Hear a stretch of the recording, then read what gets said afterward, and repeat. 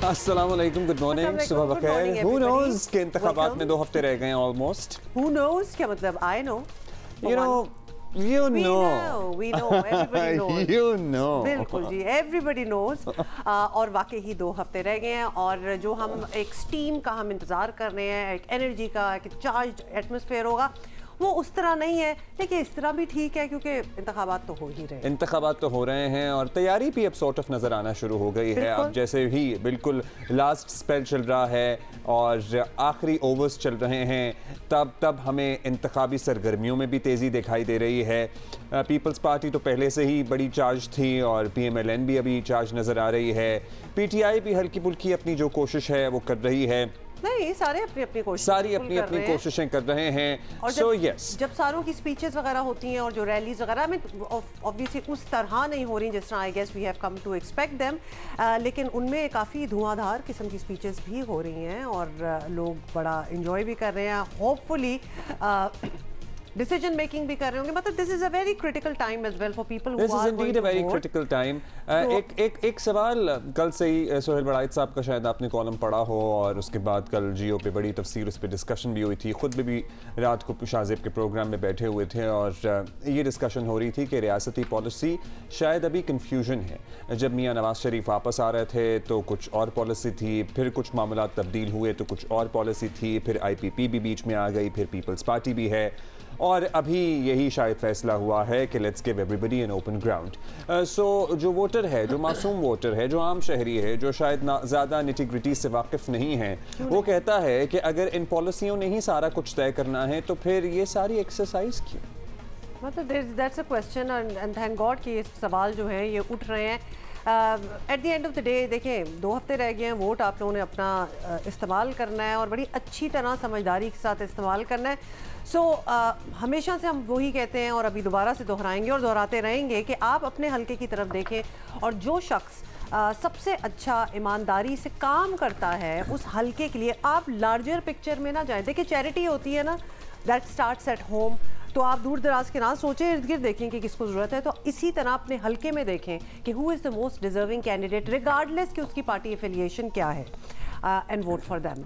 I mean, I always feel that's a good way to go about it. और ये भी आपको याद दिला दें It is high time कि हम जो हैं अपने मौशी हालात को मद्देनज़र रखते हुए अपनी मौशी मुश्किलात जो हल कर सकता है, जिससे हमें उम्मीद है, जिससे हमें तवक्को है, जिसकी हमें कारकर्दगी पर इत्मीनान है, या at least we can hope for कि भाई परफॉर्म कर देगा, हमारे बच्चों के लिए स्कूल बेहतर हो जाएगा, बिजली की फराहमी का निज़ाम बेहतर हो सकता है। पास्ट परफॉर्मेंस भी तो एक चीज़ होती है ना, देखिए कि कौन आपके हल्के में कौन काम करता रहा है over the years regardless of whatever the situation might be. मतलब हम आपको सिर्फ एक तरीका बता रहे हैं गेज करने का, और साथ ही आपको ये भी याद दिला दें कि 2014 के धरनों से शुरू होने वाला सियासी कशीदगी और तल्खियों का दौर ख़त्म होने का नाम नहीं ले रहा। छोटे छोटे तनाज़ात जो सियासतदान मेज़ पर हल कर सकते थे अदालतों में चले गए और बानी PTI को अपोजिशन जमातों के साथ बैठने के मशवरे मिलते रहे, मगर वो सियासी क्या मुखालिफों को बिल्कुल किस नाम से उन्होंने वैसे चोर डाकू, मतलब किस नाम, क्या चोर डाकू तो वहीं से नहीं, चोर डाकू तो बड़ा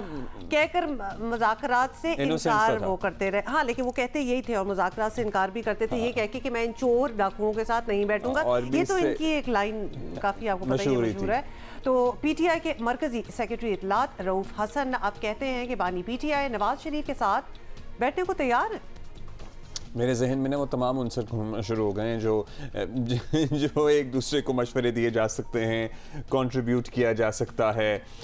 सो या खैर एनी हाउ लगता है कि अब वैसे इनकी अपनी हैसियत क्या ये भी नहीं पता ना। PTI में अपने इतने अंदर सेक्शंस हैं, फैक्शंस हैं, लड़ाइयाँ हैं, झगड़े हैं, फसादात हैं, इतने पार्टी सिंबल्स हैं।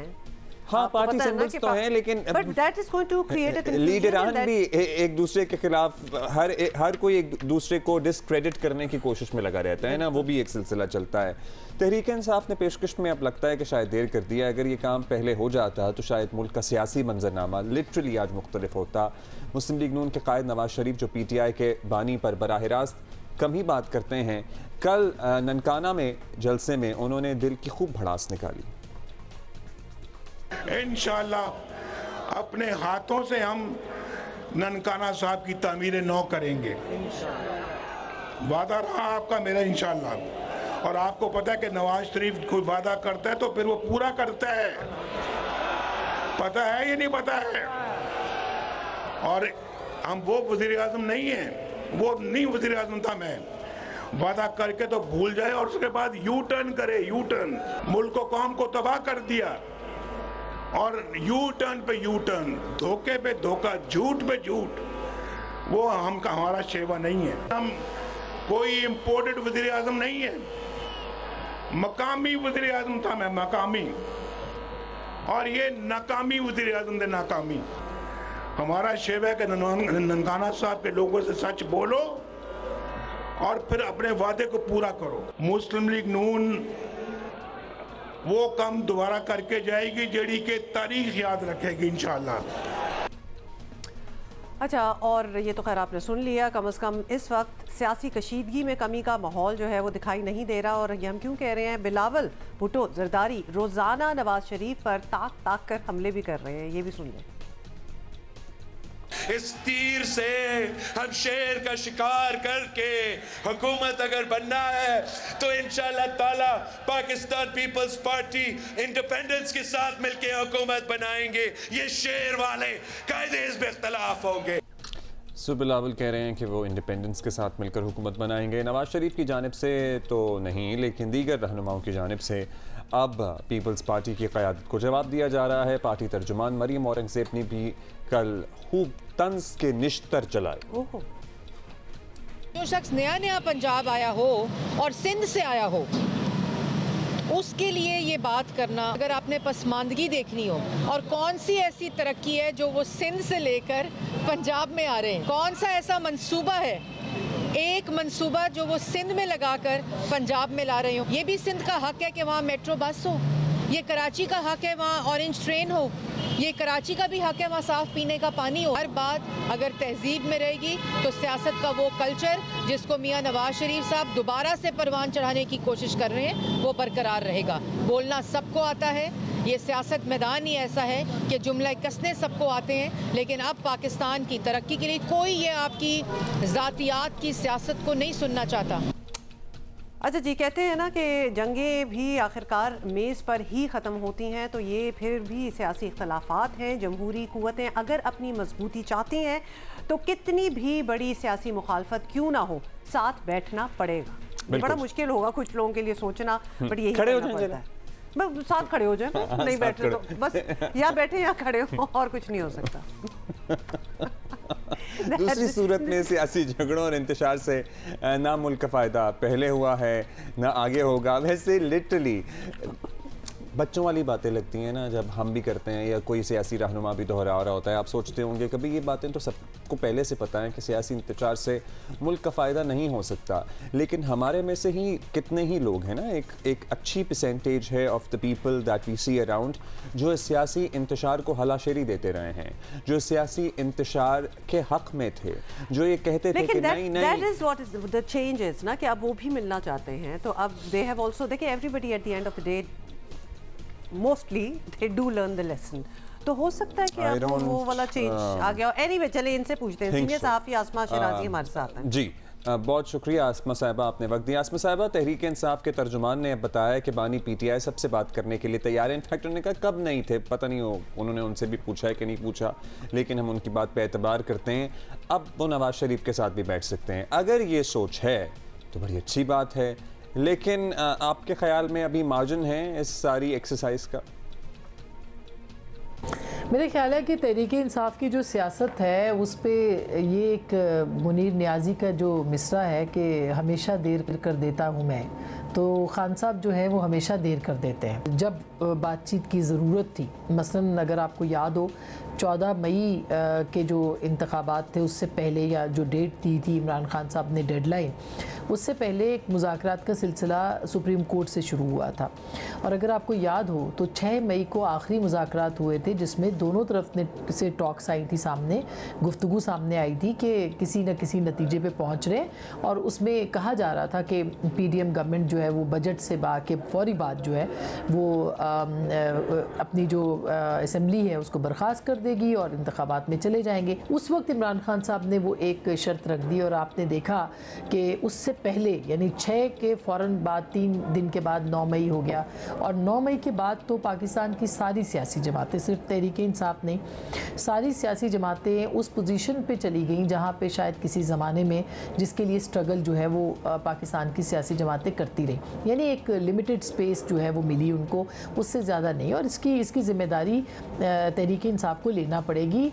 बदकिस्मती से वो आज भी शायद खान साहब इस बात को रियलाइज़ नहीं करते और इस बात का एहसास नहीं करते कि उनकी इस ज़िद की वजह से जो है वो पाकिस्तान की सियासत ने, पाकिस्तान की जमहूरियत ने कितना नुकसान उठाया। और सिर्फ ये नहीं बल्कि उनकी अपनी जमात को कितना नुकसान हुआ है। अगर वो आज बैठने को तैयार हैं तो कुछ अर्सा पहले अगर वो बैठने को तैयार हो जाते तो सूरत हाल कई तौर पर मुख्तलिफ हो सकती थी।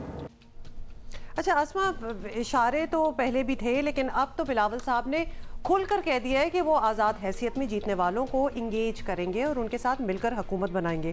अब ये बात भी आम हो रही है कि आज़ाद उम्मीदवार जो हैं, जो इंडिपेंडेंट्स हैं और नई जमातें, वो ही किंग मेकर हो सकते हैं। तो आपको लगता है कि आज़ाद उम्मीदवारों का झुकाव किसी एक डायरेक्शन में होगा या फिर वो सारे खुद भी बिखर सकते हैं, कुछ भी हो सकता है?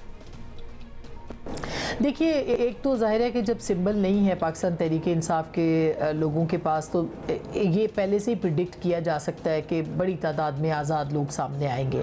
और चूँकि आज़ाद लोग आज़ाद तरीके से आते हैं तो उनके ऊपर कोई लीगल बाइंडिंग भी नहीं है सिवाय इसके कि चंद दिनों के अंदर उनको कोई जमात ज्वाइन करनी होती है। अब देखना ये कि जो वाकई पाकिस्तान तहरीक इंसाफ के उसके ऊपर आए हैं, उनके टिकट के ऊपर आए हैं या उनकी एफिलिएशन है उनके साथ जिनकी तहरीक इंसाफ ने अनाउंसमेंट भी की है, अगर तो वो जाते हैं तो फिर तो जाहिर है कि और बात होगी। लेकिन जो बहुत सारे लोग ऐसे भी हैं जिन्होंने अपनी एफिलिएशन शो नहीं की है और अगर वो सियासी जमात के साथ किसी के साथ भी जाते हैं जो कि उनके ऊपर एक कानूनी नुक्ता भी होगा या कानूनी तौर पर उनको करना भी होगा ज्वाइन किसी ना किसी को with in few days elections के बाद जो है वो उनको अपनी पार्टी इख्तियार करनी पड़ती है, किसी के साथ इल्हाक करना पड़ता है, किसी पार्टी को ज्वाइन करना पड़ता है। तो फिर ऐसी सूरत में इस बात के इम्कानात बहुत ज़्यादा है कि वो आज़ाद जो हैं वो किसी भी एक सियासी जमात की तरफ जाएंगे। देखना अब यही होगा कि पाकिस्तान तहरीक इंसाफ के साथ कितने लोग खड़े रहते हैं, पाकिस्तान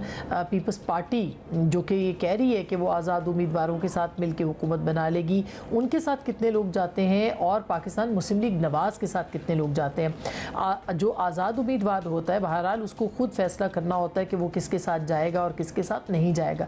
तो ऐसे ही लगता है कि शायद कहीं कोई और क्राइसिस जो है वो जन्म ना ले और ऐसा ना हो कि ये जो आज़ाद हैं ये कोई बजाय ये कि किसी जमात के साथ जाएं, ये अपना एक ग्रुप भी फॉर्म कर सकते हैं। कोई एक पाकिस्तान तहरीक इंसाफ के हवाले से ये एक अहम डेवलपमेंट हो सकती है कि वो अपना अगर आज़ाद ग्रुप उन्होंने खुद ही बना लिया अपनी जमात के हवाले से तो फिर जो है वो मामलात वो भी इम्पॉर्टेंट होंगे क्योंकि इमरान खान साहब इस वक्त चेयरमैन नहीं है अपनी जमात के। बिल्कुल, ये भी हो सकता है और साथ ही IPP भी एक इम्पॉर्टेंट फैक्टर हो सकता है जहां आज़ाद ये फैसला कर सकते हैं कि वो PMLN में जाएं या पीपल्स पार्टी में जाएं, वो इस्तेहकाम पाकिस्तान पार्टी को भी ज्वाइन कर सकते हैं। और पंजाब में तो मुझे वही ज़्यादा प्रॉबली जिन्होंने मुस्लिम लीग नून के मुखालिफ बयानियाँ बनाकर वोट लिया है वो पीपल्स पार्टी में जाते हैं या IPP में जाते हैं, वो शायद वक्त बताएगा। लेकिन IPP ने तो ऑलरेडी इल्हाक कर लिया है मुस्लिम लीग नून के साथ, so that is also complicated. लेकिन it would be interesting to watch कि it would be interesting to watch। लेकिन बिलावल साहब जो हैं उन्होंने अपनी नज़रें जमाई हुई हैं इंडिपेंडेंस के ऊपर। Talking about PPP and PMLN, आसमा साहिबा क्या आपको सूरत हाल लगती है? बहुत ज़्यादा सियासी गोलाबारी जिसे कहते हैं ना हो रही है, बिलावल साहब भी बड़े क्रिटिकल बयानात देते हैं, उधर से भी जवाब आ रहा है, लेकिन फिर लोग कहते हैं कि भाई इंतखाबात के बाद ये सारे रल मिल जाएंगे, इकट्ठे हो जाएंगे और PDM+ टाइप एक सिनेरियो नज़र आएगा। मेरे ख्याल है ये तो नज़र ही आ रहा है कि कोई भी जो है वो एक हंग पार्लियामेंट नज़र आ रही है। ये लग रहा है कि कोई भी एक वाज़ेह अक्सरियत के साथ सामने नहीं आ पाएगा, उसको किसी न किसी के साथ चलना ही पड़ेगा। अब ये देखना होगा कि PDM की जमातें प्लस पीपल्स पार्टी के साथ यानी PMLN लेड गवर्नमेंट बनती है या पीपल्स पार्टी लेड गवर्नमेंट बनती है, क्योंकि अगर नून लीग लीड करके तमाम जमातों को मिला के गवर्नमेंट बनाती है तो वो एक इम्पॉर्टेंट बात होगी, या पीपल्स पार्टी नून लीग समेत तमाम जमातों को मिला के हुकूमत बनाएगी। तो मौजूदा जो इलेक्शन कैंपेन चल रही है इसमें लग नहीं रहा, बल्कि बिलावल साहब कह चुके हैं कि अगर अक्सरियत PMLN की हुई और वो गवर्नमेंट बनाएंगे तो पीपल्स पार्टी अपोजिशन में बैठेगी। और इसी तरह की सूरत हाल PMLN के अंदर भी नज़र आ रही है कि वो भी पंजाब में हुकूमत बनाना प्रेफर करेंगे, लेकिन वफाक में शायद वो हुकूमत ना बनाए और वहाँ पे पीपल्स पार्टी जो है वो हुकूमत बना ले। और ऐसी सूरत में ये इम्कानात यूँ भी बढ़ जाते हैं कि मुख्तलिफ जो आज़ाद उम्मीदवार हैं, और ख़ास करके आपने देखा होगा बिलावल साहब एड्रेस कर रहे हैं पाकिस्तान तहरीक इंसाफ के जो मामलात हैं उसके हवाले से भी, और उनका जो एक सॉफ्ट कॉर्नर रखने वाला वोटर है और उनका जो वोटर है ख़ुद PTI का, उसको भी अट्रैक्ट करने की कोशिश करें।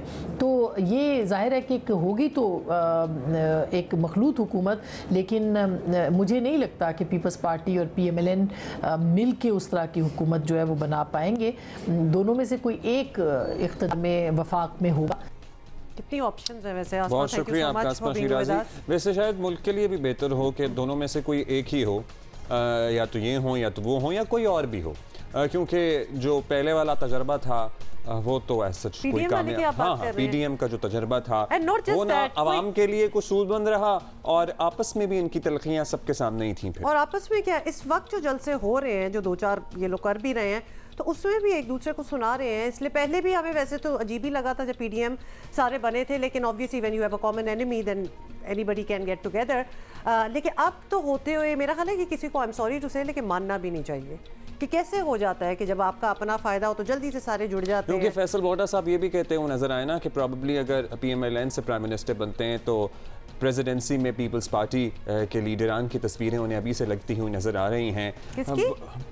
प्रेसिडेंसी में उन्होंने आसिफ अली जरदारी साहब का नाम लिया था। फैसल वोटा साहब की ये प्रेडिक्शन थी, फिर उन्होंने कहा कि अगर ये हो गया तो ये मामला जो है मुल्क के लिए कैसा होगा, क्योंकि एक बार तो देख ही चुके हैं सारे लोग। वैसे बाय द वे फैसल वाउडा जो है ना, उन्होंने वो लेगेसी में शेख रशीद की प्रेडिक्शन देने वाली बात जो है ना, वो उन्होंने बस अपने लिए ले लिए। मगर इनकी प्रेडिक्शंस कितनी गलत कितनी सही होती हैं, इस पे जरा अभी हम इस पे एनालिसिस होना बाकी है। हम नहीं जाते, हमने बस एक प्रेडिक्शन फेंकनी होती है उधर। हाँ। तो फिर लिहाजा चलिए he is the new one two do that. Mood change करें जल्दी से और vote for education, vote for environment, vote for health. ये क्या था? मैं आपको वैसे ही बता रहा हूँ ना, मूड चेंज करने से ऑनेस्टली मुझे लग रहा था अपनी कैंपेनिंग कर रहे हैं। Vote for this to vote for that.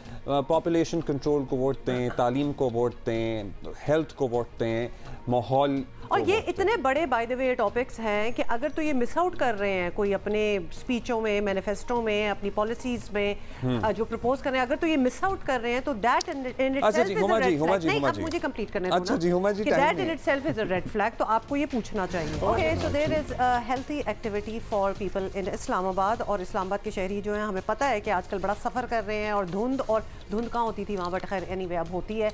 धुंध और सर्दी से बहुत परेशान है, लेकिन उम्मीद जाहिर की जा रही है कि 1-2 दिन में बाय द वे उनका मौसम भी ठीक हो जाएगा, इंजॉय करने वाला मौसम हो जाएगा। लेकिन उसके अलावा वो क्या कर सकते हैं, इस मौसम को मजीद इंजॉय कर सकते हैं through one event which is happening, और वो है इस्लामाबाद मैराथन। बहुत आला चीज़ है। कराची के मैराथन्स का तो हम जिक्र करते ही रहते हैं और अभी होने भी वाली है एक, लेकिन इस्लामाबाद मैराथन हो रही है और इस्लामाबाद रन्स विद अस उसको एक टाइटल दिया गया है। उसके तहत होने वाली इस मैराथन का मकसद सेहतमंद सरगर्मियों को फ़रोग़ देना है और इसका एक कल्चर जो है ना उसको डेवलप करने की ज़रूरत है। इनफैक्ट पूरे मुल्क में मेरा ख्याल है मैराथन कल्चर भाई कराची में भी 28 को ही कराची मैराथन हो रही है, which is the first certified marathon of Karachi. और इस्लामाबाद में भी मैराथन होने जा रही है और इस्लामाबाद मैराथन के पहले कराची के मुंतज़िमीन से हम आपकी मुलाकात करा चुके हैं। इस्लामाबाद के मुंतज़िम कासिम नियाज़ हमारे साथ मौजूद हैं। कासिम नाज हमारे साथ मौजूद हैं। Qasim, thank you for being with us. Qasim, बताइएगा ये जो इस दफ़ा मैराथन हो रही है पिछली वाली दौड़ों से कितनी मुख्तलिफ है, कितने इवेंट्स आप करवा चुके हैं, ज़रा कुछ ब्रीफ दें हमें। Islamabad run with us is basically running community club और ये पाकिस्तान का पहला रनिंग कम्युनिटी क्लब है। 2016 में इस क्लब को हमने बनाया था, आई एम दी फाउंडर। और जिस टाइम पर हमने इस क्लब को शुरू किया था तब पूरे पाकिस्तान में कोई कम्युनिटी क्लब कल्चर नहीं था, स्पेशली रनिंग में, नॉट इवन कराची। कराची एक बहुत बड़ा शहर है हमारा। लेकिन अच्छी बात यह है कि अभी पूरे मुल्क में रनिंग कम्युनिटी कल्चर काफ़ी ज़्यादा ग्रो कर चुका है और हम 2016 से अभी तक 500 प्लस ग्रुप इवेंट्स करवा चुके हैं। हमारे वीकली 4 इवेंट्स होते हैं, एब्सोल्युटली फ्री होते हैं, कोई भी हमें ज्वाइन कर सकता है। और हमारे क्रेज़ कैलेंडर होता है ईयरली, जिसमें इस्लामाबाद मैराथन, ये इससे हम आगाज़ करते हैं जनवरी से और फिर पूरे साल को हम लेके चलते हैं। और ये जो 2024 में 28 जनवरी को इस्लामाबाद मैराथन हो रहा है, ये 4th एडिशन है। फर्स्ट टाइम हमने 2020 में की थी, सेकेंड हमने 2022 में की थी, 21 में हम नहीं करवा सके ड्यू टू कोविड लॉकडाउन। फिर 2023 में हमने करवाई and this is 4th addition 2024। और लास्ट ईयर जो हमने करवाई थी उसमें 1500 रजिस्ट्रेंट्स थे और जो ओवरऑल गैदरिंग थी तकरीबन 3000 के करीब थी। इस्लामाबाद में इतने लोगों को जमा करना एक मतलब एक बहुत बड़ी अचीवमेंट होती है और वो भी हेल्दी कल्चर के लिए, क्योंकि आप खाने के लिए नहीं बना रहे, आप एक फिज़िकल एक्सर्शन के लिए बुला रहे हैं। और जो हमारी टीम IRU है वो तकरीबन कोई 150 के करीब हमारे वॉलंटियर फोर्स है जो कि इस इवेंट को ऑर्गेनाइज करते हैं। और सब हम बहुत ज़्यादा एक्साइटेड हैं कि इंशाल्लाह 28 जनवरी को इसको हम बेहतरीन किस्म का दोबारा से डिलीवर करें। टोटली अंडरस्टैंडेबल, क्योंकि वाकई अगर खाने पीने की कोई सरगर्मी हो तो उसमें तो लोग वैसे ही आ जाते हैं, लेकिन कोई हेल्दी एक्टिविटी हो और ख़ासतौर पे भागदौड़ करनी हो तो उसमें जमा करना लोगों को मुश्किल है। रूट क्या आपने सोचा है? वी कैन ओनली इमेजिन कि ये मैराथन इस्लामाबाद इतनी खूबसूरत जगह है तो कहाँ से लोग भागेंगे और कितने खूबसूरत व्यूज़ होंगे। सो क्या रूट डिसाइड हुआ है? Islamabad marathon trail 3 parking Islamabad से शुरू होगा और वहाँ से मेन मार्गलर रोड, और मार्गलर रोड से जो 7th एवेन्यू सिग्नल है वहाँ से हम लोग लेफ़्ट होंगे, कंप्लीट 7th एवेन्यू रोड, और उसके बाद पार्क चाइना सेंटर पहुँचेंगे एंड देन हम शक्करपड़िया नेशनल पार्क इंटर हो जाएंगे और हम आगे बढ़ते जाएंगे। और जो शक्करपड़िया नेशनल पार्क के अंदर लोक विरसा है उसको क्रॉस करके आगे पाकिस्तान म्यूज़ियम है, उसको क्रॉस करके आगे थोड़ा सा आगे राइट बिफोर परेड ग्राउंड हम वहाँ से यूटर्न लेके बैक टू ट्रेल 3 पार्किंग। तो जो पूरा रूट बनता है ये हाफ मैराथन बनता है 21.1 किलोमीटर। तो जो फुल मैराथन डिस्टेंस रनर्स हैं वो इस रूट को 2 बार रिपीट करेंगे और इसी रूट के दरमियान में 5 किलोमीटर रन भी है, 10 किलोमीटर रन भी है और बच्चों को इनकरेज करने के लिए किड्स फन रन भी है। जी, बहुत ही खूबसूरत रूट है भाई। मैं तो इन माय हेड में यहाँ मैराथन कर भी रही हूँ। I mean like I am sorry but ये इंसेंटिव भी है। अच्छा, खूबसूरत लोकेशन। हाँ, सभी लोग भागते हैं, बुजुर्ग, बच्चे, लेकिन बच्चों को ना कुछ और एक्टिविटीज भी चाहिए होती हैं साथ साथ। कोई जंपिंग कासल भी हो सकता है। फेस पेंटिंग तो भाई फेवरेट मशगला है। कुछ क्या है बच्चों के लिए, कुछ है ऐसी एक्टिविटीज?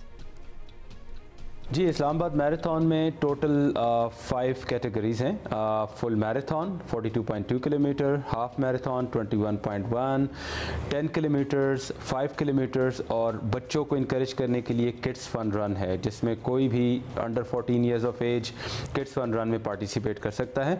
और इस्लामाबाद मैराथन जो है ये इवेंट सबके लिए है, it's a family oriented event, male female छोटा बड़ा कोई भी इसको ज्वाइन कर सकता है। अच्छा, फाइनली रजिस्ट्रेशन का एक तरीका भी बता दें कि how can people register for this? आप इस्लामाबाद मैराथन को रजिस्टर कर सकते हो किसी भी रेस कैटेगरी में। उसके लिए आप हमारी वेबसाइट पे जाएंगे islamabadrunwithus.com, वहाँ से आपने अपनी रजिस्ट्रेशन करनी है और आपको एक डिजिटल कॉपी ईमेल की रिसीव मौसूल होगी और फिर 28 जनवरी को जब आप रजिस्ट्रेशन काउंटर पे शो अप करेंगे वो डिजिटल कॉपी हमें दिखानी होगी और उसी के अगेंस्ट आपको बिब एलोकेट होगा। अच्छा, जाहिर है आप तो इतने अरसे से ये सब कुछ कर रहे हैं और over the period of years आप कह रहे हैं बढ़ भी रहा है शऊर लोगों में, फ़िटनेस से मुताल्लिक, हेल्थ से मुताल्लिक। इस तरह के इवेंट्स आप जाहिर है तवातुर के साथ कराते रहे हैं, कितना फ़र्क पड़ता है? आपने कितना रुझान बढ़ते हुए देखा? देखें, ऐसे इवेंट्स बहुत ज़रूरी हैं सेहत के लिए, मेंटल हेल्थ के लिए, क्योंकि आजकल जो स्ट्रेस लेवल और जिस तरीके से लोग स्ट्रेस का शिकार हैं, मुख्तलिफ बीमारियों के शिकार हैं, उसका सिर्फ और सिर्फ एक ही वजह है कि लोग अपने आप को टाइम नहीं देते, कोई एग्जर्शन नहीं करते, कोई आउटडोर एक्टिविटीज़ लोगों की तकरीबन काफ़ी हद तक महदूद हो चुकी हैं। स्पेशली अगर हम आज की जनरेशन की बात करें तो होम बाउंड हैं, हमारी जितनी भी यंग जनरेशन है मोबाइल्स में और टैबलेट्स में, टैब्स में सॉरी, और इसके अलावा जो लैपटॉप्स हैं, इंडोर एक्टिविटीज़ काफ़ी ज़्यादा हैं लेकिन आउटडोर एक्टिविटीज़ नहीं हैं। तो ये बहुत ज़रूरी है और हमारा पैगाम भी यही है कि लोग निकलें अपने घरों से बाहर और आउटडोर एक्टिविटीज़ करें, अपने बच्चों को इनकरेज करें। ये बहुत ज़रा ज़रूरी है मेंटल हेल्थ और फिजिकल हेल्थ दोनों के लिए। बहुत ही अच्छी आपने वैसे कासिम बात की है, बहुत बहुत शुक्रिया आपका इधर होने का। नाज़ हमारे साथ मौजूद थे। किसी ना किसी तरीके से तो लोगों को घर से निकालना है टुवर्ड्स समथिंग हेल्थी। माना कि घर में बैठे हुए भी बहुत से लोग प्रेफर करते हैं कि भी हमारे बच्चे हमारे घर में ही रहें, बेशक टैब्स वगैरह पे रहें, लेकिन एटलीस्ट हमारी नज़रों के सामने तो हैं। But this is a healthy activity. 28 तो बच्चों को साथ लेके जा सकते हैं, सब लोग साथ जा सकते हैं। Sunday, this coming Sunday Islamabad में भी मैराथन है और कराची वाली मैराथन का तो हम ऑलरेडी जिक्र कर चुके हैं, वो भी संडे को है। So whichever city you are in, as long as it's Islamabad and Karachi, तो आप भाग दौड़ कर सकते हैं। सो कराची में तो आप हैदराबाद से भी आ सकते हैं, सराउंडिंग से भी आ सकते हैं। इस्लामाबाद में आप पिंडी वाले तो ज़ाहिर जाएंगे ही, फिर मरी से भी आ सकते हैं, एबटाबाद से भी आ सकते हैं। पिंडी वाले जाएंगे कि नहीं? क्यों नहीं जाएंगे भाई, जाना चाहिए। It is going to be Islamabad Pindi का एक डिवाइड चलता रहता है। Anyways I believe. Okay, so या ये कराची का रूट हम आपको दिखा रहे हैं। निशान पाकिस्तान सीव्यू पे आप सुबह सुबह पहुंच जाएं और वहां से ये 2 लूप लेके वापस आएंगे और साथ में आपको साहिल समुंदर भी नज़र आएगा। थोड़ी सी धूप होगी इसलिए उसके लिए आप अपना इंतजाम कर लें, सन प्रोटेक्शन वगैरह, टोपी, पी कैप, कोई भी कोई चीज़ इस तरह ज़रूर route and I am thinking कि जो कराची में भाग रहे होंगे तो उनके साथ समुंदर होगा, तो it's going to be a great view there as well. और जो इस्लामाबाद में होंगे तो वहाँ की ग्रीनरी तो खैर, और इस मौसम में it's going to be nice, but it's going to be very cold in It is going to be very cold, but ज़बरदस्त एक्टिविटी है। अब इन दोनों मैराथन्स की इंफॉर्मेशन मज़ीद ऑनलाइन मौजूद है। कराची मैराथन लिखें, 10 लिंक खुल जाएंगे, इस्लामाबाद लिखें, आप वहाँ से ले सकते हैं। और अभी हम लाहौर से किसी की वीडियो हमें अटैक की, किसी की शादी की वीडियो नहीं, किसी की शादी की नहीं, ठंड वाली वीडियो की बात कर रहे थे हम, जिसमें वो कह रहे हैं कि इतनी ठंड है, इतनी ठंड है कि एक महाज लगता है बाथरूम जाना भी। हाँ, वो पूरी एक डिस्क्रिप्शन थी कि बाथरूम जाना एक बहुत बड़ा, बहुत क्योंकि पानी भी ठंडा आ रहा होता है ना, बहुत ज़्यादा फ्रीजिंग, लोग कुछ सुन हो जाते हैं। इन एनीवे हम जरा फिलहाल इस्लामाबाद की बात वहाँ भी इतनी ठंड है और फ्लाइट ऑपरेशन भी मुतासर हो रहा है और धुंध भी है। और ज़रमीन ज़हरा हमें बताएंगी मज़ीद के क्या चल रहा है। जी बिल्कुल, इस्लामाबाद में आज मौसम की सूरत हाल कुछ मुख्तलिफ है। आज धुंध का सिलसिला दिखाई नहीं दे रहा, अलबत्ता सर्दी की शिद्दत में शदीद इजाफा जो है वो महसूस किया जा रहा है। दर्जा हरारत भी शाम और रात के औकात में खासा कम हो जाता है। आजकल रात का दर्जा हरारत 1 डिग्री सेंटीग्रेड रिकॉर्ड किया जा रहा है। माहिरीन मौसमियात का ये कहना है कि इस दफ़ा मौसम के पैटर्न में वाज़ह तब्दीली जो है वो दिखाई दे रही है। इससे पहले कभी इस तरह का मौसम जो है खुश्क तवील साली जो है वो नहीं देखी थी। माहिरीन मौसमियात ये बताते हैं कि अगले हफ्ते से बारिशों का इम्कान जो है वो मौजूद है, जिसके बाद सर्दी की शिद्दत में इजाफा तो हो गई होगा साथ, लेकिन ये धुंध का जो सिलसिला है और खुश्क सर्दी का ये जो दुरानिया चलता आ रहा है इसका खात्मा हो जाएगा। अब ये उम्मीद की जा रही है कि अगर जनवरी के आखिर में कोई बारिश अच्छी हो जाती हैं तो जिसके बाद ये खुश्क तवील दुरानिया जो है वो चलता आ रहा है, ये सिलसिला ख़त्म हो जाएगा, क्योंकि इससे जो है ज़राअत भी काफ़ी मुतासिर हो रही है, इंसानी सेहत पर भी जो है असरात मुरतब हो रहे हैं। माहिरीन मौसमियात यही बताते हैं कि इन दिनों मौसम जो है वो सर्द और खुश्क रहेगा, जबकि 28 जनवरी के शाम और रात से जो है वो हल्की बारिश होने के इम्कान को जो है वो जाहिर किया जा रहा है। भाई खुश्क साली एक सीरियस कंसर्न बन चुका है। It looks very dry and very gloomy. So Karachi में बाय द वे कल से ज़रा ठंडी हवा महसूस हो रही है। एग्जैक्टली कैसा मौसम है हमें कौन बताएगा? उनीबा ज़मीर शाह। कराची में रवा मौसम सरमा में सर्दी कुछ ऐसी पड़ी कि सुबह हमें थोड़ी बहुत सर्दी लगती थी, हम स्वेटर जैकेट पहन घर से निकलते थे, दोपहर में हमें गर्मी महसूस होती थी और शाम तक घर लौटते लौटते वो स्वेटर हमारे हाथों में आ जाता था और रात में एक बार फिर हमें सर्दी लगने लगती थी। यानी एक ही दिन में हम कई मौसम इंजॉय कर रहे थे। पिछले दिनों तो कराची में जो कम से कम दर्जा हरारत है वो 15 डिग्री सेंटीग्रेड तक जा पहुँचे थे, लेकिन शुक्र है कि अभी थोड़ी बहुत सर्दी हमें सुबह में महसूस हो रही है और इन दिनों कम से कम दर्जा हरारत 12 से 14 डिग्री सेंटीग्रेड के दरमियान रह रहे हैं। हैं, जबकि दिन के ज़्यादा से ज़्यादा दर्जा हरारत 26 से 28 डिग्री सेंटीग्रेड के दरमियान रहते हैं। माहिरीन मौसमियात के मुताबिक मौसमियाती तब्दीली की वजह से मौसमों के पैटर्न तब्दील हो रहे हैं, जिसकी वजह से न सिर्फ मौसम सरमा बल्कि मौसम गर्मा में भी हमें शदीद मौसमी हालात का सामना करना पड़ रहा है। महकमा मौसमियात के मुताबिक रवां मौसम सरमा में दिसंबर और जनवरी में मुल्क भर में 92% कम बारिशें रिकॉर्ड की गई, लेकिन अभी जनवरी के आखिरी दिन है और इम्कान है कि मुल्क में बारिशें होंगी। 2 सिस्टम कहा जा रहा है कि मगरबी हवाओं का वो मुल्क को मुतासर कर सकते हैं, लेकिन इसके बावजूद अगर मुल्क में बारिशें भी होती हैं तो माहिरीन मौसम बताते हैं कि पिछले साल के मुकाबले में ये बारिशें वाज़ेह तौर पर कम होंगी। जी वैसे तस्वीरों में obviously video, thank you Uniba, तो हम देख रहे थे कि Karachi look more green which is so strange. अच्छा, ये सीरियस हो चुका है मामला। वजारत मजहबी उमूर की तरफ से आवाम से अपील की गई है कि नमाज इस्तिस्का अदा की जाए बारिश के लिए। कल जुमा है, what could be the ideal day for it. So I am sure के जो लोकल मसाजिद हैं, जो एडमिनिस्ट्रेटर्स हैं, वो इसका ऑल ओवर या कराची की बात, ऑल ओवर की बात की जा रही है, बिकॉज मुल्क में खुश्क साली का ये स्पेल काफ़ी तवील हो चुका है। इस्लामाबाद में आप सोचिए, लाहौर में आप सोचिए, सर्दी की एक बारिश नहीं। वैसे आज मैं आपको पता ही ना, हर फोन में वेदर ऐप तो होती है, तो उसमें आई वाज गोइंग थ्रू, तो अगले जुमे की का जिक्र था कि बारिश शायद हो सकती है। चलिए हो जाए तो बहुत अच्छा है, बहुत अच्छा है, क्योंकि बारिशों की इस वक्त अशद ज़रूरत है। और कभी आप गौर करें ना दरख्तों के, हम इस्लामाबाद के कुछ आपको शॉर्ट्स पत्तों पे, तो ऐसा लगता है कि they are craving for water and rain, जैसे सूखे हो, जैसे इंतजार में हो कि उनको पानी दिया जाए।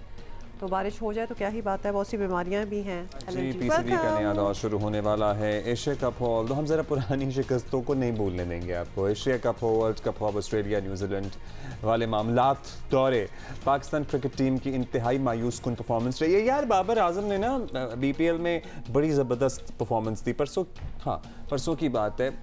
फिर गुस्सा चढ़ता है मुझे कि हम क्यों नहीं मैचेस जीतते हैं। नहीं, हम भी जीतते हैं, जब जीतते हैं तो हम भी बड़े जीत रहे होते हैं। अभी वैसे कुछ महीनों से नहीं जीते, लेकिन जीतते हैं। अच्छा, तो ये सिर्फ क्रिकेटर्स को ही ना सवाल करें, ये क्रिकेट बोर्ड जो है ना हमारा, उसकी परफॉर्मेंस पे भी एक्चुअली बड़े सवाल उठ रहे हैं।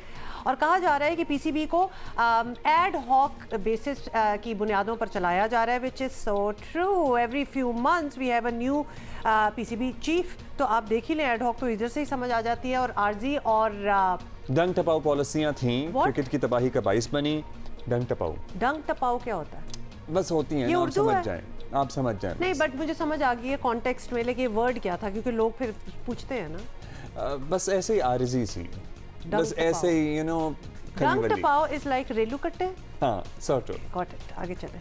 सो क्या गुज़श्ता 14 महीनों में क्रिकेट बोर्ड के 5 सरबराह तब्दील किए गए हैं। अब शाखावर को अबूरी चेयरमैन PCB बनाया गया, जिनका बुनियादी काम इलेक्शन कराना है। कुछ अरसे बाद निगरान वज़ीर आला मोहसिन नकवी चार्ज संभालेंगे। PCB में इलेक्शन होंगे, इसकी अभी तक हतमी तारीख तो नहीं आई है, लेकिन ऐसी खबरें मिल रही हैं कि साबिक chairman PCB committee Zaka Ashraf के बास फैसलों को तब्दील कर दिया गया है। यहाँ तक कि रावलपिंडी, मुल्तान और क़ज़ाफ़ी स्टेडियम में जारी बास तरक्याती काम भी पता नहीं रुक गए हैं या जारी हैं। ये तयशुदा बात है कि एडहॉकिज़म की बुनियाद पर चलने वाला इदारा कभी मतलूबा नताइज नहीं देता। और ज़का अशरफ साहब की भर्तियों की तादाद तो कल माजिद भट्टी साहब ने हमें आपको बताई थी, 100 से ज़ायद। उन्होंने चंद महीनों ने कहा जी मौका लगाया हाथ, तुम भी आ जाओ, तुम्हारी भी नौकरी, इसकी भी नौकरी, उसकी भी फलाने की नौकरी। आई एम जस्ट वंडरिंग कि कितना काम हो जाता होगा और एंड में परफॉर्मेंस। और 1.5 करोड़ रुपए लगभग कोई PCB का तनख्वाहों की मद में बोझ पड़ा था जो इन्होंने भर्तियां की थी सिर्फ। अच्छा जी, कायम मकाम चेयरमैन PCB शाह खबर साहब हमारे साथ हैं, उनसे बात कर लेते हैं। लेकिन उनसे बात करने से पहले एक याद दिला दें कि जब भी वो हमारे शो पे पहले आए हैं तो हमारी बातें जो थी वो बिल्कुल मुख्तलिफ होती थी, लेकिन अब वो ऑब्वियसली PCB के chairman for the time being जो हैं वो बन गए हैं। तो सबसे पहले तो आपसे यही पूछना चाहेंगे कि PCB की कुर्सी फिलहाल आपके पास जो है वो आ चुकी है। ये बताइएगा कि इतने पीरियड के लिए, शॉर्ट टेन्योर के लिए, let's just put it that way, क्या आपका एजेंडा होगा और कब तक इलेक्शन करवाए जाएंगे?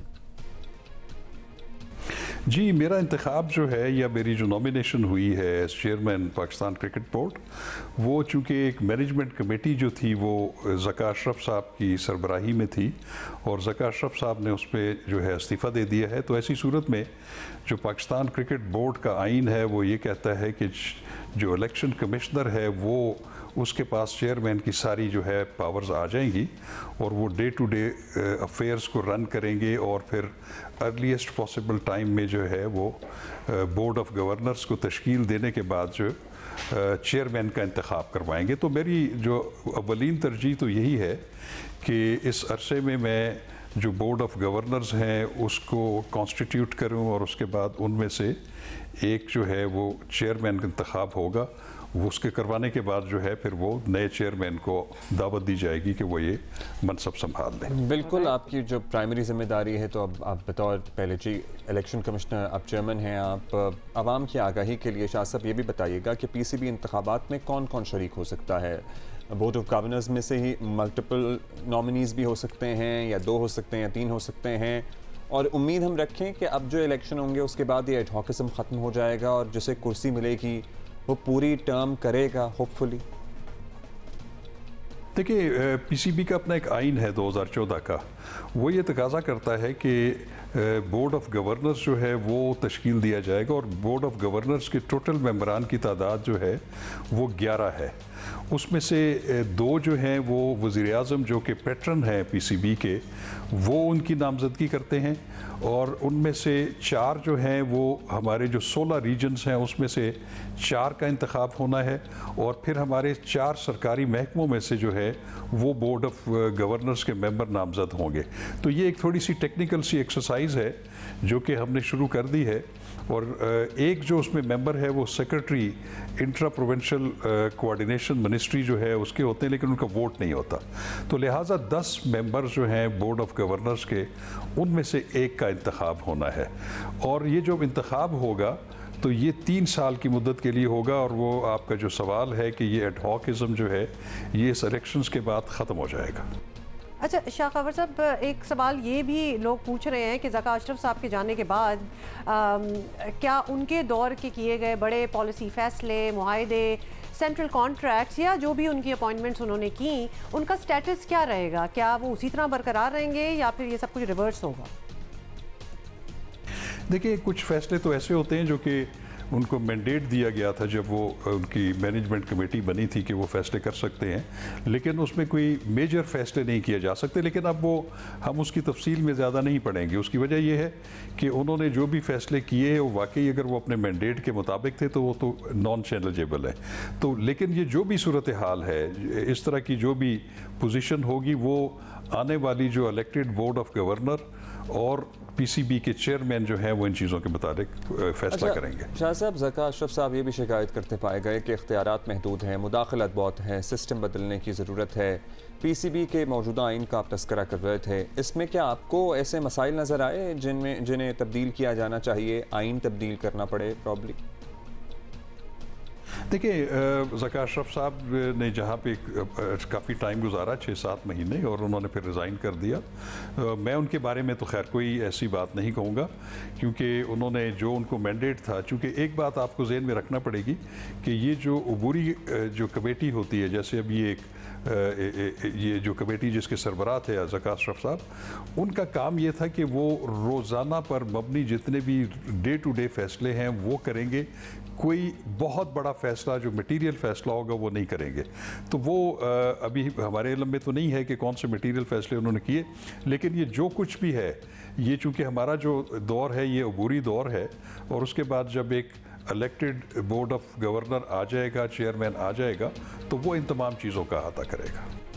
चलें, फाइनली ये भी बता दें कि ऑब्वियसली आपका तो अभी फर्स्ट डे इन ऑफिस था, लेकिन कुछ अंदाज़ा तो आपका हो गया होगा कि कौन से ऐसे मामलात हैं जिनको आपने प्रायोरिटी बेसिस पे देखना है और कुछ हफ्तों में ही आपको उनको निपटा भी देना है।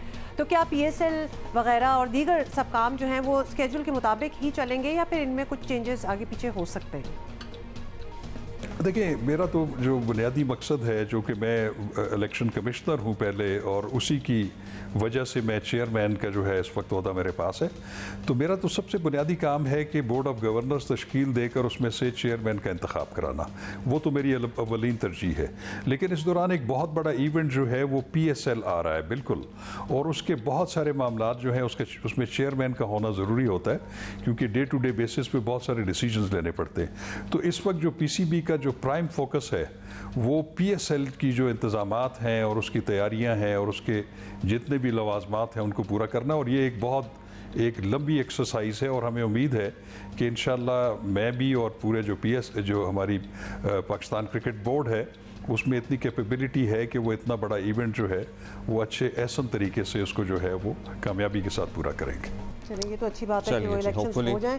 शाह खबर साहब बहुत बहुत शुक्रिया। लेकिन एक अजीब सा लगता है ना कि इलेक्शन होने तो ऑब्वियस है कि कोई भी इदारा हो उसके इलेक्शंस होने चाहिए, but then why should it become a formality? क्योंकि हम सारों को पता ही है ना कि नकवी साहब ही होंगे चेयरमैन, तो ये फॉर्मेलिटी भी क्यों होती है? या तो कोई कॉन्टेस्ट हो तो बात बनती है, कोई अपोजिशन हो तो बात बनती है, अदरवाइज आई डोंट गेट। आईन है, जाहिर है उसके तकाजे तो पूरे करने हैं, वक्त तो भी है, उसके तकाजे इन लेटर एंड स्पिरिट पूरे होने चाहिए ना। जब आप हम अनाउंस कर रहे हैं कि कौन होगा चेयरमैन, तो उसके बाद कह रहे हैं अभी इलेक्शन क्या राय है इस पे? आप हुमा को लिख के बताइएगा। नहीं, इनको भी लिख के आप बता सकते हैं, कोई शर्माने की कोई जरूरत नहीं है, but this is a question and why not, it should be asked. This is a question. Stick to what you're अभी वो और का गाना आया तो वो भी बच्चे सारे एक ही ब्रांड में नजर आए, सो यू नो वो ब्रांड हिट है आजकल, तो पहनने दे बच्चों को, पाकिस्तानी ब्रांड है, it's okay, explore other options, they have great Pakistani. और मैं ऑनेस्टली एक बात बताऊं, ये जो यंग सिंगर्स हैं, they are working on their content and not on their jackets. Abdullah, हमा ये पूरा पैकेज होता है। हां ठीक है, लेकिन वो आपने तो गलत उनको बात किसी स्पॉन्सर्स वगैरह में दे दी तो क्या हो गया? और वो भी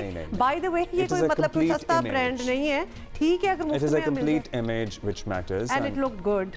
It does, but explore other options too. Please आप सजेस्ट कर दें। I would इस पाई की वैसे अदर ऑप्शंस हैं नहीं। अच्छा जी, आगे ज़रा इंतखाबात का माहौल है तो हम भी बनाएंगे ना, और बढ़ चढ़ कर उसमें हिस्सा डालेंगे। 75 साल बाद पाकिस्तानी जमहूरियत का आशियाना नाजुक शाख पर ही कायम है। आज तक कोई हंसना नहीं है, ठीक है, मुझे पता था ये होगा। आज तक कोई मुंतखब वज़ीर आज़म अपनी 5 साला मुद्दत पूरी नहीं कर सका। मुंतखब हुकूमतों को कभी अपोजिशन जमातों को, कभी धरनों और कभी लॉन्ग मार्च, तो कभी तहरीक अदम एतमाद का सामना रहा। किसी ने भी जमहूरी मुल्क की तरह सिविलियन बालादस्ती के लिए शायद कोशिश की, वो कोशिश कामयाब नहीं हुई, लेकिन उस पर उसूली तौर पर कायम कोई भी नहीं रह सका। अब भी सिविलियन बालादस्ती एक ख्वाब है। ऐसे में कभी सदारती निज़ाम का मुतालबा होता है, ये भी शोशा उठा था ना पिछले दिनों PTI की हुकूमत में। कभी मौरूसी सियासत को तमाम बुराइयों का जड़ कहा जाता है। मुल्क में सियासी और जमहूरी इस्तेहकाम के लिए Pakistan institute of development economics pied ने एक दिलचस्प इस्लाहाती मंशूर पेश किया है। मसलन मौरूसी और ख़ानदानी सियासत को रोकने के लिए तजवीज़ दी गई है कि सूबाई और वफाकी सतह पर पार्लियामेंट की आइनी मुद्दत को कम करके 4 साल कर दिया जाए। किसी शख्स के 2 बार से ज़्यादा वज़ीर आज़म बनने पर पाबंदी होनी चाहिए। ओहदे की मुद्दत भी 4 साल से ज़्यादा ना हो। अरकान असम्बली यानी कानून साज़ों को सिर्फ कानून साजी तक महदूद कर दिया जाए। तरक्याती मनसूबों या दीगर इंतजामी नौइयत के फैसलों में भी कानून साजों का कोई अमल दखल ना हो। बड़ी आइडियल बातें लगती हैं, बहुत अच्छी बातें हैं। और बाय द वे ये जो the number of times a person can become the head of state या फिर प्राइम मिनिस्टर, ये बहुत अच्छी बात है। इनफैक्ट ये बहुत सर्कल्स में ये बात होती भी रही है। हमें ज्वाइन किया Pakistan institute of development economics के vice chancellor doctor Nadeem ul Haq ने। डॉक्टर नदीम, बड़ा अच्छा आपका ये इंटरेस्टिंग है मैनिफेस्टो जो आपने मर्तब किया है, और इसमें बड़ी दिलचस्प सजेशंस जो हैं वो भी मौजूद है सियासी स्ट्रक्चर। आपकी ना आवाज़ नहीं आ रही, कुछ माइक में आपके गड़बड़ है। हाँ ठीक है, तो मैं ज़रा सवाल आपसे दोबारा करूँगा। डॉक्टर साहब आपके इदारे की अभी हम बात कर रहे थे, आपके मैनिफेस्टो की कुछ इंटरेस्टिंग तजावीज़ हैं मौजूदा सियासी स्ट्रक्चर से मुताल्लिक। वज़ीर आज़म से 2 मरतबा बनाया जा सके किसी को भी, इसकी मुद्दत भी ओहदे की कम हो, ये आपने नताइज कैसे अखज़ किए?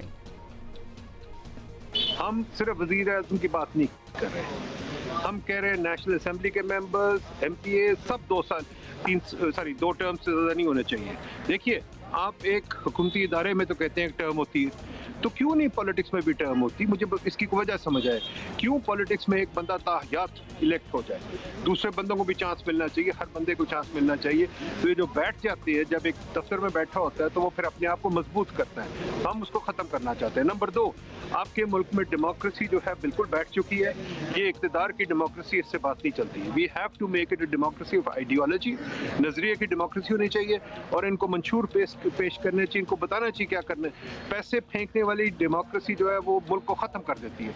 ये पैसे फेंकने वाली डेमोक्रेसी बन गई। कोई कहता है मैं सड़कें बनाऊंगा, यूनिवर्सिटीज़ बनाऊंगा, कोई कहता है कि मैं मुफ्त बिजली, मुफ्त तनख्वाह दूंगा। मुल्क ऐसे नहीं चलते। आपके पास पैसे हैं नहीं कर्जा वापस करने के लिए, आपका किसी चीज़ के पैसे नहीं है, तो ये पैसे की डेमोक्रेसी ख़त्म होनी चाहिए।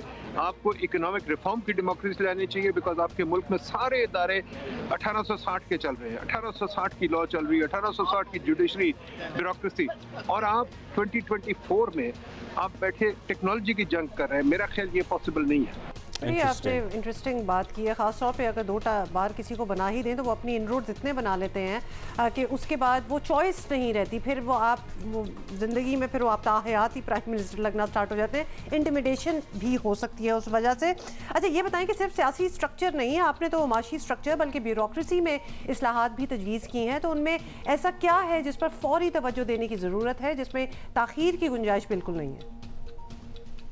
हमने तो जी ब्यूरोक्रेटिक, ना सिर्फ ब्यूरोक्रेटिक, कल्चरल और सोसाइटी की भी तरजीहात दी है। हमने ये कहा है कि आपको पूरा बदलना है। अगर आपने दुनिया में तरक्की की जंग लड़नी है, अगर आपने दुनिया में अपने बच्चों को एम्प्लॉयमेंट देनी है, और अगर आपने सबकी एक ऐसे सेल्फ अवेयरनेस और एक एबिलिटीज़ बढ़ानी है, तो आपको हर जगह माशाल्लाह कुछ ना कुछ करना है। ब्यूरोक्रेसी में बड़ा सिंपल है जी। इस वक्त ब्यूरोक्रेसी हमारी बहुत ओवर सेंट्रलाइज्ड है। 4 सेक्रेटरी और 5 चीफ सेक्रेटरी सब कुछ कंट्रोल करते हैं। हमें डिसेंट्रलाइजेशन चाहिए। एक तो लोकल गवर्नमेंट भी चाहिए, और ये ब्यूरोक्रेसी लोकल गवर्नमेंट के साथ नहीं बैठ सकती। नंबर 2, हमें ये भी चाहिए कि इदारों को खुद मुख्तारी हो, जैसे कि यूनिवर्सिटीज़, रेगुलेटरी एजेंसीज ये खुद चलें। ये नहीं कि इनको ब्यूरोक्रेट चलाएं, और SOEs खुद चलें, ये नहीं कि ब्यूरोक्रेट चलाएं। देयर आर सिस्टम दुनिया में बने हुए हैं जहाँ इदारे खुद चलते हैं, ये नहीं कि ब्यूरोक्रेसी उनको चलाती है। इस वक्त ब्यूरोक्रेसी सब कुछ सेंट्रलाइज कर रही है, और वो ब्यूरोक्रेट्स इतने सेंट्रलाइज बड़े सिस्टम को मैनेज नहीं कर सकते। मैं उनकी किसी और चीज़ पर बात नहीं करता, मैं सिर्फ कह रहा हूँ this system is yesterday system, बल्कि डे बिफोर येस्टरडे सिस्टम। हमें आज का सिस्टम बनाना जो डिजिटल टेक्नोलॉजी पे बेस्ड हो, जो modern system of management based हो। True, and there are successful examples of these systems working around the globe जो कि मॉडर्न हैं, आज के दौर के तकाज़ों के मुताबिक हैं। अच्छा, बड़ा इस्लाहाती डॉक्टर साहब आपने एजेंडा पेश कर दिया है, लेकिन वही बात ना कि पूरे निज़ाम के बेनिफिशरी हैं, वो इक़्तिदार में आकर क्यों सब कुछ चेंज करेंगे? इसमें उनका तो कोई फ़ायदा नहीं होगा। वो बिल्कुल नहीं चेंज करेंगे जब तक मीडिया इसको एक्सेप्ट नहीं करेगा। मीडिया का मसला ये, आप 2-3 पॉलिटिशियन को बिठा के उनसे गपशप लगा लेते हैं, अच्छा जी आपने क्या कहते हैं, हम उनकी लड़ाई करा देते हैं, खुश हो जाते हैं। अगर आप इस्लाह पे बात नहीं करते, अगर आप बात नहीं करते रिफॉर्म पे, तो फिर छोड़ दें, फिर कोई इंटरेस्टेड ही नहीं, फिर डिमांड ही नहीं। डिमांड तब बनेगी जब मीडिया के लोग, आप जैसे लोग कन्विंस हो जाएं कि हाँ इन चीज़ों पे बात करनी चाहिए। जब हमारी जो बहस होगी वो थोड़ी सेरेब्रल बहस होगी, थोड़ी सोच वाली बहस होगी। ये बहस नहीं होगी जुगतबाजी जो मीडिया पे होती है। हमने जितनी इस्लाहात दी हैं, कोई 200 इस्लाहात दी हैं, इन पे बात करेंगे तो फिर शायद कौम को समझेगी, फिर शायद रिफॉर्म होगा। वरना I am sorry, there is no reason कि आपको पकी पकाई खिचड़ी मिले। बहुत शुक्रिया, आपने अच्छी बात की है, बल्कि आपने तो हमारी इस्लाहात की भी बात कर दी है कि media needs to talk about and a deeper conversation about these things. हम यहाँ वैसे कोशिश करते हैं कि सियासतदानों को आपस में बिठा के लड़ाइयाँ ना कराएं, और मुख्तलिफ मौज़ूआत को टच करके आवाम की आगाही और अंडरस्टैंडिंग के लिए और सब मिलकर सीखें। लेकिन तो हम इसीलिए डॉक्टर साहब जैसे लोगों को मदू भी करते हैं, दावत भी देते हैं। अच्छी सजेशंस हैं। अच्छा जी, मूविंग ऑन। ठीक है, कर रहे हैं हम क्रिकेट की बात या नहीं कर रहे? आप वैसे हमें लिख के भी भेज सकते हैं। जियो पाकिस्तान TV हमारा ट्विटर हैंडल है। अदरवाइज आप हमें @अब्दुल्ला या @हुमा पे लिख देंगे तो वो ज़रा डायरेक्टली हम तक और ज़्यादा पहुँच जाएगा। डाउन सिंड्रोम एक ऐसी कंडीशन है जिस मुतालिक कुछ साल पहले तक आगाही बहुत कम थी, लेकिन अब हालात जो है शुक्र है बदल रहे हैं। लोग इस सिंड्रोम को समझ रहे हैं, अवेयरनेस फैल रही है, और इसमें बहुत बड़ा किरदार है उन तंजीमों और इदारों का जो मुसलसल कोशिश करते रहते हैं, और इनमें से एक नाम है कराची डाउन सिंड्रोम प्रोग्राम का। और ये लोग इस इतवार को बाय द वे कराची में एक बहुत ज़बरदस्त किस्म का कार्निवल सजा रहे हैं, और इसका मकसद क्या है ये हम जानेंगे। हमारे साथ मौजूद है KDSP की सीनियर मैनेजर शायान ज़फ़र। शायान, कैसी हैं आप? Welcome to our show. Shayan, पहले तो ये बताएं कि लोगों में आप हमें, हाँ इधर हैं आप। अच्छा, ये बताएं कि लोगों में अवेयरनेस अभी भी कम है? मतलब वी वुड थिंक कि अब तो लोगों को पता ही होगा what Down syndrome is. Of course that's what we'd like to believe also, लेकिन आज से कुछ साल पहले जो था उससे सिचुएशन बहुत चेंज हुई है, but still a long way to go unfortunately, but we are getting there. आहिस्ता आहिस्ता अवेयरनेस स्प्रेड हो रही है थ्रू इवेंट्स लाइक दीज, हमें बहुत हेल्प होती है to spread. Tell us more about this carnival. So this carnival is going to be the 8th annual carnival of Karachi Down syndrome programme. हर साल हम इसको सेलिब्रेट करते हैं एंड हमारे 10 साल भी कंप्लीट हो गए हैं इस साल। So 10 years of KDSP, 8 years of the KDSP Carnival. It's the largest inclusive event in Pakistan. We're proud to say that. बच्चे हर background से, no matter what disability, typical kids, persons with disabilities, सब साथ आते हैं, साथ मिल के enjoy करते हैं इस दिन को, celebrate करते हैं। This carnival is in celebration of 21st March, which is World Down Syndrome Day, और उसकी celebration में ये carnival होता है, जिसमें different kinds of games, different kinds of activities, the most exciting stage lineup, food stalls होते हैं, crafters market होती है, activities like bracelet making, face painting, you know, हमारे पास बहुत सारे और इदारे हमें आके help करते हैं, जैसे TDF for example will come on board, science experiments हो रहे होते हैं, so a lot of gross motor skills, fine motor skills for all kinds of kids and families, so it's not just for kids, even adults have the best time here. जैसे जैसे हमें बता रही हैं, explain कर रही हैं, साथ हम कुछ visuals, कुछ pictures चला रहे हैं और माशाल्लाह देर smiles all around। जी कराची में DHA में मोइन खान एकेडमी में इतवार को 3 बजे से शाम 9 बजे तक आई बिलीव, और it is you know Shayan आप से तो हमने सवाल करने हैं, लेकिन I would really encourage parents, एक तो इंडिविजुअल्स विद डाउन सिंड्रोम हैं, अगर आपके घर में कोई ऐसा फ़र्द है तो उनके साथ तो आप जाएं, लेकिन अगर नहीं भी है तो प्लीज़ ये इंक्लूसिविटी सिखाने के लिए आप अपने बच्चों को लेकर जाएं, ताकि वो माशरे में आगे चलकर जब उनको इंटरैक्ट करना पड़े तो वो इन लोगों को खुले दिल और खुली बाहों के साथ एक्सेप्ट करें और एलियनेट ना करें। So that is also very important. Shayan, हम आपसे ये जानना चाहते हैं, KDSP बड़े अरसे से काम कर रहा है, इदारा है, वैसे प्रोग्राम कहते हैं, लेकिन किन किन एरियाज़ पे आप लोगों का फोकस है for those who do not know, उनके लिए, और क्या आपने कराची के बाहर भी एक्सपैंड किया या इरादा है? जी, I am glad you asked me that question. हमने just like a few days ago हमारा इस्लामाबाद चैप्टर लॉन्च किया है, which means people from the north side can now also avail services KDSP की।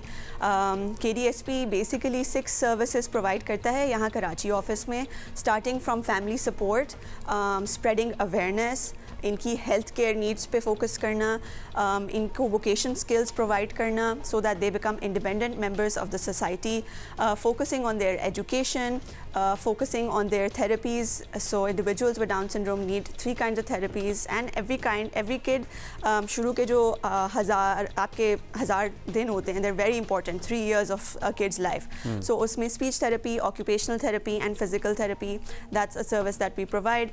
So through these 6 service areas we act as a one-stop solution for individuals with Down syndrome. उनकी families को service help provide करते हैं, उन बच्चों को help provide करते हैं ताकि वो you know, इस सोसाइटी का एक पार्ट बन सके। तो बच्चा जब पैदा हो तब से ही ऑनवर्ड्स, पहले महीने से ही आप लोगों से रब्ता करके आपसे गाइडेंस ली जा सकती है। ये नहीं है कि 2-3 साल में जब आपको स्कूल डालने की उम्र आई तो आपने किसी इदारे का not at all. So day 0 come to KDSP and we will be there for you.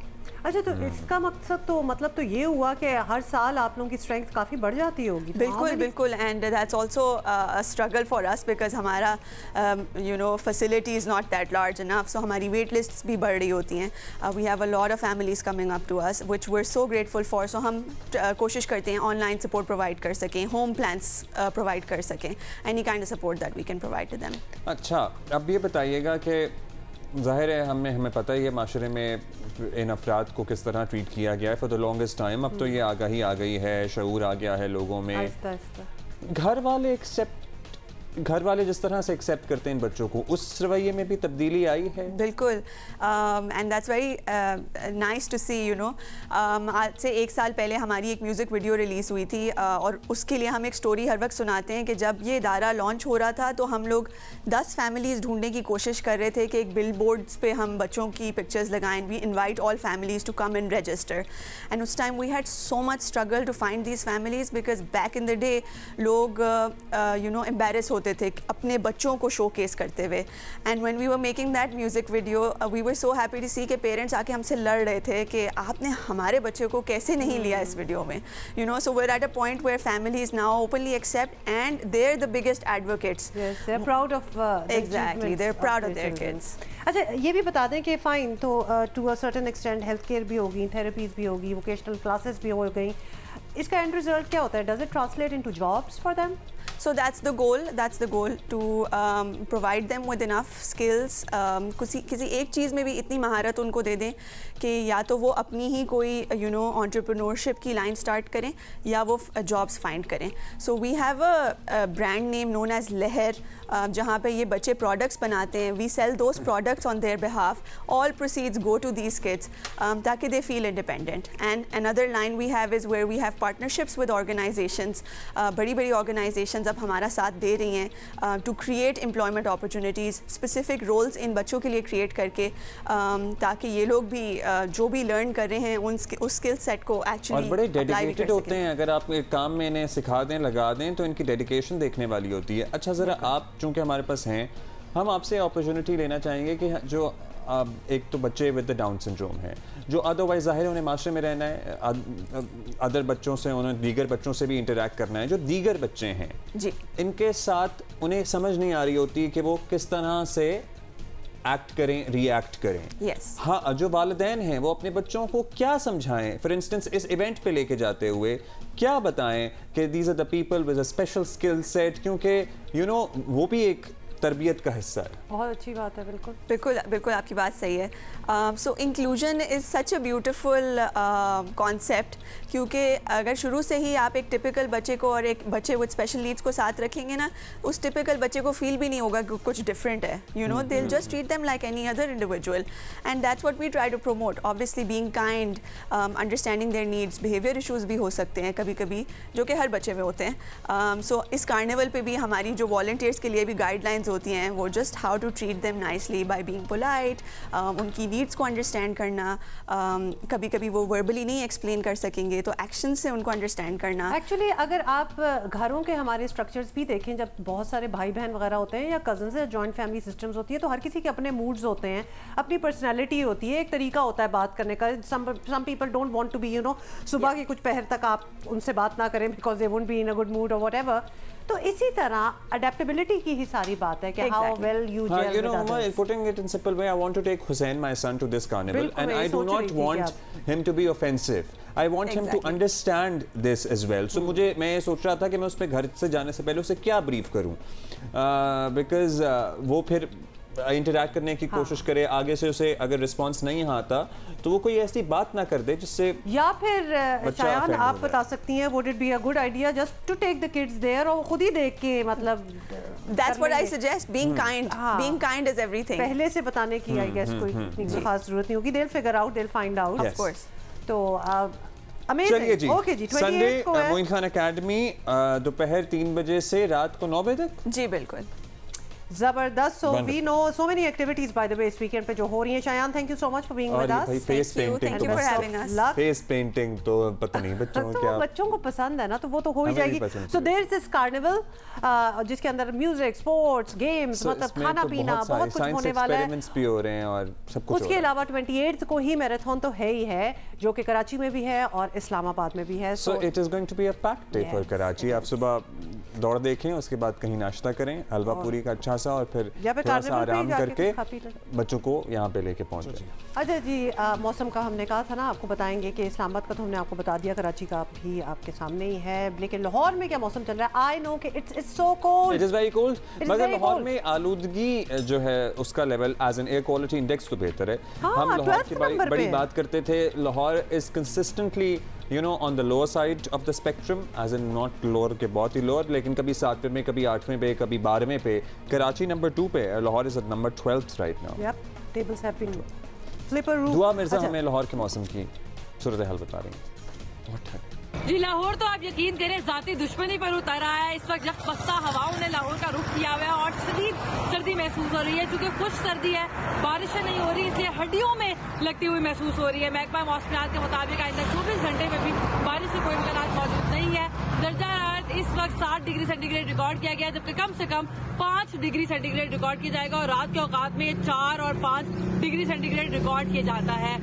बारिशें चूंकि नहीं हो रही, इसलिए सर्दी बहुत खुश्क है और बीमारियों की शरह में भी इजाफा देखने में आ रहा है। नमूनिया के केसेस बहुत ज्यादा बढ़ते हुए नजर आ रहे हैं। माहिरीन का कहना है कि इस मौसम में छोटे बच्चे और बुजुर्ग बहुत ज्यादा वल्नरेबल हैं, उनको बहुत एहतियात की जरूरत है, जबकि यंगस्टर्स को भी जवानी दिखाने की जरूरत है कि बहुत सर्दी है। माहिरीन का यही कहना है कि इस वक्त अपने आप को गर्म रखें, मेवा जात का इस्तेमाल करें, लेकिन वो पोर्टेबल नहीं है। जो भी बेस्ट पॉसिबल यखनी, सूप और इस तरह की चीजें इस्तेमाल की जा सकती हैं ताकि वायरल इन्फेक्शन से बचा जा सके। बहुत सर्दी है, देख के लग रहा है आपकी नाक जम रही है। भाई आज 25 जनवरी है और हम आपको ये बताना चाहते हैं, एक ट्रिब्यूट, बस वक्त कम है, देना चाहते हैं। माजी की मारूफ अदाकारा रूही बानो की आज डेथ एनिवर्सरी है। वैसे इनकी भी कमाल किस्म के ड्रामे थे और एक्टिंग इनकी कि लगता था एक्टिंग कर ही नहीं रही। ये बात होती है when you are like into your character. Okay, that's all the time we have today, is it? We're going to see you tomorrow. Yeah. Yes.